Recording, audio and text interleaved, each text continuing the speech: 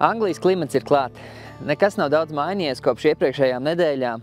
Ir gana daudz nokrišņi. Tas, kas vienīgais ir bijis citādāk, ir bijis saule, siltas temperatūras, kas attiecīgi pamainīs to bildi uz laukiem. Vasarā viss sadīguši, ziemā jau finiša taisnē. Kas notiekās fungicīdu, slimībām? Kā precīzās tehnoloģijas mums var palīdzēt attiecībā uz fungicīdu izstrādi?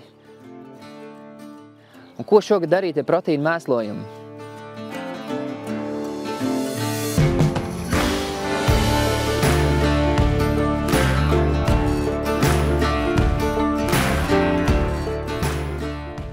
Šis gads ir noteikti bijis citādāks attiecībā no slimības spiediena graudaugos. Bet kā tad šis gads atšķirās no citiem, to es noskaidrošu vairāk no savas kolēģis Ines. Čau, Ines! Čau, Rudolf! Ar ko šis gads atšķirās no citiem mums līdz šim zināmiem gadiem un kāds ir ietekmējis slimību attīstību kviešos?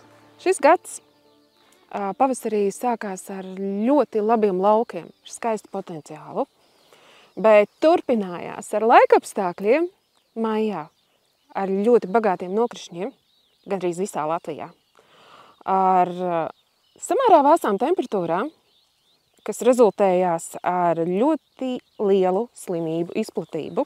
Un īpaši tādām slimībām, kurām varbūt citus gadus mēs tik daudz nepievēršam uzmanību. Nu, kura tieši tad slimība dominēja līdz šim? Jau diezgan agri pavasarī mēs saņēmām zvanus help miltrasa uz lauka.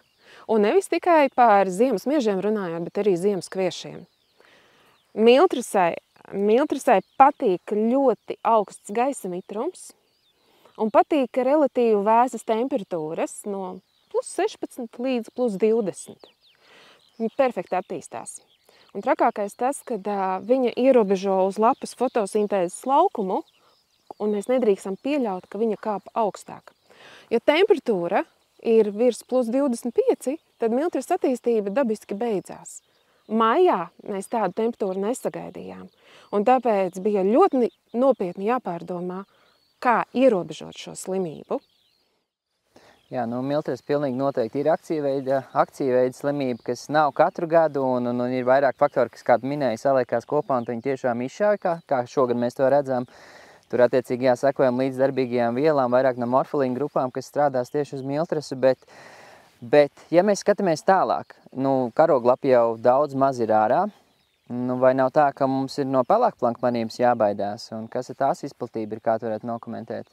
Līdzīgi kā miltrasai ir svarīgi mitrums. Visās attīstības stadijās pelēkplankmainības sēņu konīdijām ir svarīgs mitrums, bet atšķirībā no miltras, kur svarīgs ir gaisa mitrums, pelēkplankmainība izplatās un kāpj uz augšu no apakšas ar lietus pilieniem. Respektīvi, ja stiebrošanas fāzē ir daudz lietus, un tā šogad netrūka, tad pelēkplankmainības jeb septirozes izplatība būs diezgan pamanāma. Un šeit ir būtiski, runājot par jebkuru fungicīdu, izvēlēties jaudīgu un nestrādāt ar samazinātām devām. Un tagad iesim apstīties kviešos, cik tālu ir aizgājusi slimība no apakšiem lapām un cik tālu mēs esam no otrā fungicīda smidzinājuma.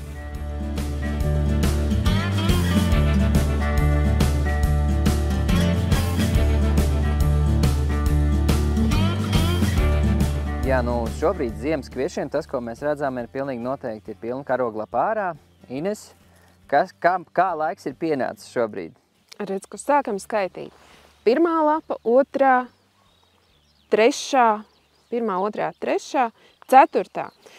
Ceturtā lapa jau ir ar slimību ierosinātājiem. Un ja mēs tā paskatāmies, tad mēs ļoti skaisti varam redzēt tumšas septeriozes piknīdiņas uz brūnīgā plankuma, kas ļoti raksturīgi. Jo interesanti, ka agrākās stadijās septeriozes samērā grūti ir atšķirt no citām slimībām. Bet patiesībā jau arī trešā lapa jau ir ar krāsu pleķiem. Te gan izskatās dzeltena plankumainības krāsu pleķis. Ar sakot, mums ir ārā pilna karoglapa. Uz ziemas kviešiem tas nozīmē tikai vienu, kad ir īstais laiks pienācis T2 fungicīdu smidzinājumam. Tavs ieteikums? Mūsu fungicīdu Univoku.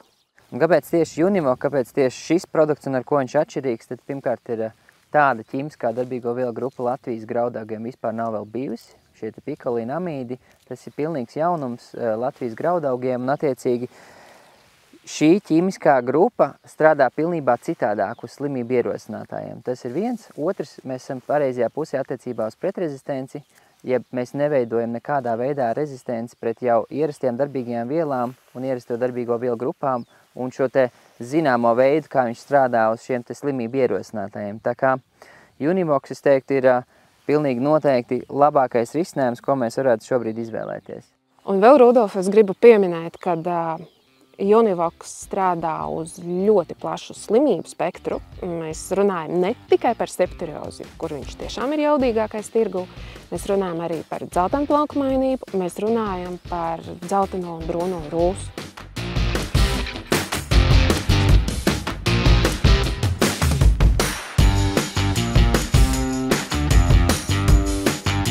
Karoglapa ir ārā, lielākoties jau Latvijā ziemas kviešos ir pēdējais brīdis, jeb īstākais brīdis, kā kurā situācijā otrā funkcija smidzinājumam redzējam, kāda ir slimība attīstība dinamika pie tik intensīviem nokrišņiem un siltām temperatūrām. Par to mums visi būtu skaidrs, bet kā precīzās tehnoloģijas mums varētu palīdzēt veiksmīgāk nosmidzināt fungicīdu. Par to sīkāk mēs pastīsimies, ko mans kolēģis Gatis var pastāstīt.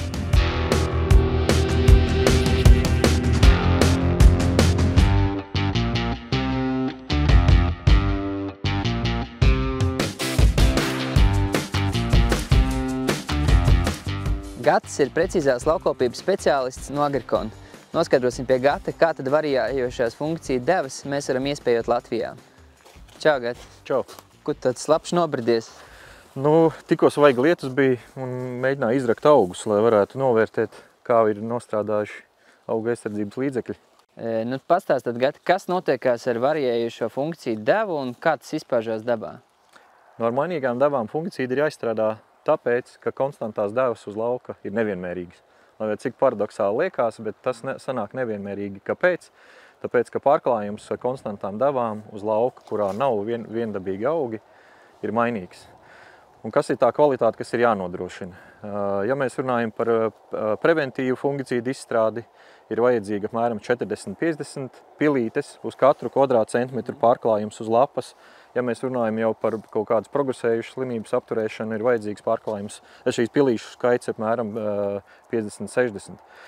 Un jānoklāj pēc iespējas ir vismaz 70% no lapu virsmas. Ja, un tas, ko mēs šeit varam redzēt, kad uz lauka šeit ir izraka no viena lauka, un šī situācija ļoti atšķirīga.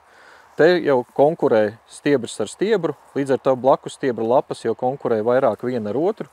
Un līdz ar to sanāk, ka, ja mēs braucam ar konstantu devu, mums tas pats pilīšu skaits ar to pašu darba šķidrumu nonāk šeit, kas šeit. Tikai šeit ir daudz vairāk lapas, uz kam tam būtu. Nu, ja mēs krāsojam sētu, mums jānokrāso ir 10 metru sētu vai mums ir 5 metru sētu, mums krāsu apjomam arī jābūt atšķirīgam. Nu, un tieši tas pats ir ar fungicīdiem. Tāpēc, ka konstantā deva nav pietiekami efektīva. Nu labi, un kāds izpaužās dzīvē? Kāda veida tehnika man vajadzīga vai kas man nepieciešams, lai varētu mainīt šo te devu fungicīdiem? Ja, klasiski jau saimniekiem visiem ir smidzinātāji parasti jau šodien jau diezgan moderni, kas aprīkot ar datoriem jau sekciju kontrolas dēļ vien. Un, tas, kas ir nepieciešams tam klāt, ir sensors, kas spēj novērtēt auga masas izmaiņas. Svarīgi ir kvalitatīvs sensors, ko šī gadījumā var pieminēt Jaras sensoru īpašību tādu, ka tad, ja arī uz augi ir noseguši visu augsnes virsmu, Jaras sensors ļoti labi redz arī atšķirības tīri tanī, kad lapas ir vairāk. Un tieši vēlākās fāzēs pie karoga lapām Jaras sensors ļoti labi var novērtēt šīs masas izmaiņas. Un attiecīgi ir tieši fungicīdu programmatūra, kas palīdz arī pat konkrētus preparātus dozēt uz augšu, uz leju un parūpēties par to, lai preparāts nostrādātu kvalitatīvi. Ok, bet fungicīdi jau mēs parasti vien neliekam bākā. Tur attiecīgi nāks mikriņi, varbūt kāds herbicīds, kas to vēl viss kaut kas tur var būt kopā. Kā tas var ietekmēt pārējo produktu? Tanī kokteilī būtu vēlams, var jaukt lielu daļu produktu, bet ne herbicīdu. Nu, herbicīds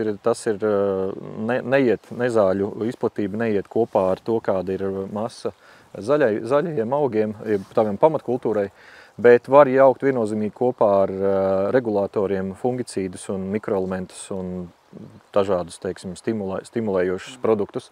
Tos var viennozīmīgi jaukt kopā, pieņemot augšanas regulātoru. Tam ir tieši tāda pati funkcija, tāpēc, kad jāregulē vairāk, tomēr ir tie, kas ir biezāki. Un regulātoru gadījumā mēs pat iegūstam ar to, ka mēs nestresojam lieki plānos augus.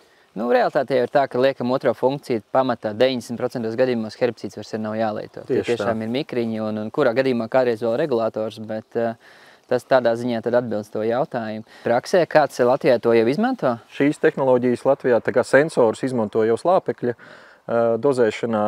Daudz saimniecības izmanto paralēli arī tieši auga aizsardzībā. Jau krietni vairāk kā 20 saimniecības, kas izmanto regulātoros un fungicīdos. Bet kā tad ir galvenā iegūma lauksaimniekiem no šāda veida variācijas devu? Tātad numur 1 gadās produktu, gadās pie situācijas veidojas produktu ietaupījums. Regulātoru gadījumā tas arī nenostresina ražu, ar ko var būtiski stresainās sezonās saglabāt labu ražas potenciālu. Otra lieta ir nostrādā preparāti daudz efektīvāk, kad augu masa ir spēcīga. Un kopumā atkarībā vai lieto vienu vai abus divus, tas ir regulātoru vai fungicīdu produktus ar sensoru tehnoloģiju, veidojas ražas pieaugums, kas ir ap no 3 līdz pat 6% ziemāju graudaugos. Skaidrs. Kopsumā, man liekas, viss mums ir skaidrs. Tajā ziņā, kad mēs varam ietaupīt gan produktu, attiecīgi variēt uz viņu devām, gan arī tajā brīdī, ja mēs sastopamies ar dažādu veidu biezībām, mēs būsim pareizajā pusē attiecībā uz rezistenci. Tur, kur masa, protams, būs lielāka, mēs izmantosim vairāk produktu, kur augu masa būs mazāk, produkts tiks izmantots mazāk.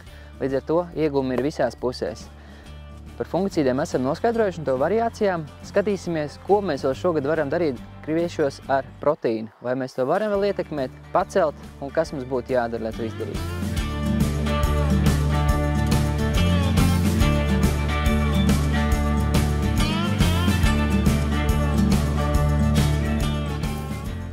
Kā tad mēs varam ietekmēt proteīnu saturu graudaugos? Par to vislabāk varēs pastāstīt praktiķi un speciālisti. Čau, Aivar, čau, Sandra! Bet pirms mēs ķeramies klāt proteīnām, 2 vārdos. Kā tu raksturot šo sezonu savā saimniecībā? Es teiktu ļoti izaicinoši. Ļoti izaicinoši. Sākums likās ļoti daudzsološi, ļoti skaisti no ziemas iznāca rapsis, ziemas kvieši. Un likās, beidzot būs tas gads, arī sākām mēslot arī ar N-sensoru no atfārma pārgājām. Un likās, būs tas gads, kad varēs tur visu laiku monitorēt un precīzi visa būs laba veģetācija un straujas attīstības un viss. Bet tad atnāca atkal kārtējais pavasars, kas ir ziema.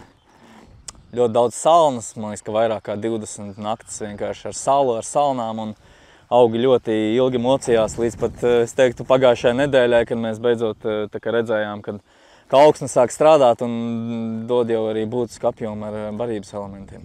Sakot, izaicinājumu netrūka, bet tu tagad kā praktiķis, ko tu dari savā saimniecībā attiecībā uz proteīnu korekcijām, jeb tu veic šo proteīnu kvalitātes papildu mēslojumu?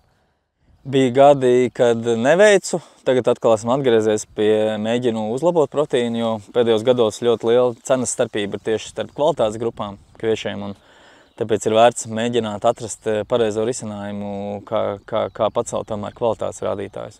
Iepriekšējo gadu sākām jau izmantot dažādas formas mēslojums, gan smidzinot par lapām, gan kliedējot. Un tā kā tas bija pirmais gads, tad secinājums vēl nevar izdarīt, bet doma ir, ka 4 gadu periodā izmēģinot dažādas mēslojuma veidus, tikt varbūt pie optimālākā mūsu Latvijas apstākļiem, mūsu saimniecībai, kas piemērotāks.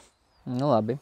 Dzirdējām, kā to dara praktiķis. Sandra, tu kā speciālists, ieteikumi no Jāras vai tavs redzējums, kā mēs varam kaut ko koriģēt šajā sakarā? Vispirms ir jāsaprot, kā tas proteīns arī veidojās. Tad lielākoties proteīns veidojās pēc ziedēšanas fāzes un visu tam augam pieejamo slāpekli tas virza uz vārpu šai vārpas pildīšanai un arī proteīna veidošanai. Un tāpēc ir būtiski saprast, kurā fāzē, kurā laikā, kādas formas slāpekli tad mēs varam lietot, lai arī attiecīgi šo proteīna saturu arī paaugstinātu. Bet kāpēc tieši šī lokācija? Kas šeit ir atšķirīgs no citām vietām? Jā, mēs atkal esam pie cita zero plota, un šis ir tas stāsts arī par proteīnu, kad augam šis slāpeklis ir jābūt nodrošinājumā visu cauru sezonu. Tas nav tā, ka mēs tikai koncentrēsimies uz kaut kādu proteīna mēslojumu, bet tīri arī šim slāpeklim ir jābūt nodrošinājumā augam visu šo sezonu. Aivar, tavu pieredzi? Turpinam monitorēt katras sezonas īpatnības. Šeit redzam, cik ļoti liela atšķirība ir nemēslotam ar mēslotu. Un esam šogad arī iekārtojuši, piemēram, saucamo maks plotu, kur mēs mēslojam kontrolēti 45 kg tīrvielā vairāk, lai arī salīdzinātu to nogabaliņu. Bet runājot par proteīnu mēslojumu, jā, mēs pagājušajā gadā jau pamēģinājām kalcija nitrātu variantu, kas ir Polar Fast 10. Mazā platībā, gan 5 hektāru. Šogad būs lielākajā daļā saimniecības jau, kā minēju, turpināsim eksperimentēt, meklēt. Un tieši Fast 10 variantā bija nedaudz labāks rezultāts kā pārējos, tāpēc ir ticība, ka izdosies gūt vēl labāks rezultāts. Nu, klausoties to, ko teica Sandra, kurš tad īstais brīdis priekš šī papildu mēslojuma pēdējā, teiksim tā, proteīna mēslojuma? Te mēs redzam, ka tuliņ pat vārpa nāk ārā. Pēc kā tu vadies? Nu, pagājušajā gadā īstenībā bija arī pirmais gads, kad es proteīnu mēslojumu devu ļoti vēlu, jau pēc ziedēšanas. Un, jā, tas man bija tā kā jaunums saimniecībā. Bieži vien mēs likām tad, kad vārpa jau bija, varētu teikt, knapi ārā vai pilnībā ārā, vai pat kādreiz sanāk nebija ārā, bet tagad mēģinam vēlākās stadijās. Par šo te īsto laiku, īsto vietu šim te proteīna mēslošanas lietojumam ir tāds arī izmēģinājumos gan demo saimniecībās, gan ražošanā. Mēs redzam, ka stadijai virs 55. uz augšu ir, tad jau mēs mērķējam uz šo te proteīna saturu graudos, jo līdz ko vēl ir vārpa ārā, un ja mēs dodam šo te palielinātu slāpekļa devu, jā, mēs iespējams kaut kādu daļu novirzam proteīnam, bet mēs vēl joprojām barojam šo te zaļo masu, tāpēc principā ir iznākusi zaļā vārpa, un tad mēs arī mērķiecīgi lietojam šo te proteīna mēslojumam šo te rekomendāciju. Ņemot vērā iepriekšējo gadu apstākļus, kad bija sausāki periodi, šogad atkal ir mitrāks, šis te jaunums no Jaras puses Polar Fast 10 ir kalcija nitrāts, un kāpēc tas ir tik ļoti būtisks šajā tieši arī proteīna veidošanās fāzē, jo nitrātu forma ir tūlīt pieejama augam, tai ir jābūt piesakņu sistēmas, nevis kaut kur uz lapām vai kaut kur citur.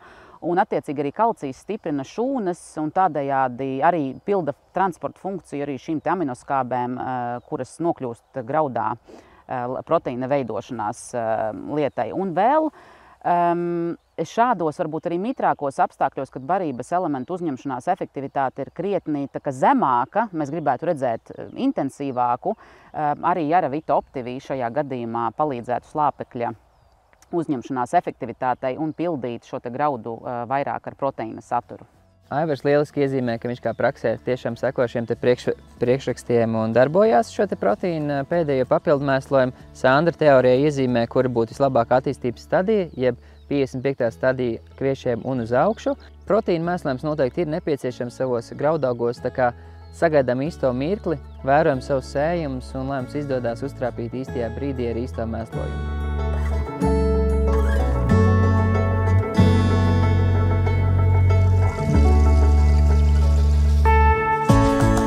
Arī šis gads ir tiešām bijis citādāks kā jebkurš iepriekšējais. Ļoti interesanti, kas notiekās ar slimībām, tas spiediens, kādu mēs redzam, tas tiešām sen nav redzēts.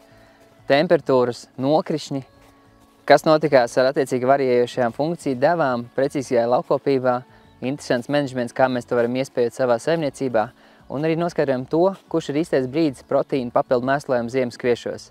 Gaidām 55. stadiju, pilnas vārpas un attiecīgi izvēlamies attiecīgo produktu un veicam šo papildu kaisījumu. Ar to varētu teikt, ka pavasara cēliens ir noslēdzies, diezgan spēcīgi esam pieteikuši jau sevi savā vasarā, lai graudaugi aug, rapsī visi darbi pabeigti. Šobrīd izstāsta, ka tiekamies tikai kulšanā. Lai mums viss veiksmīgi!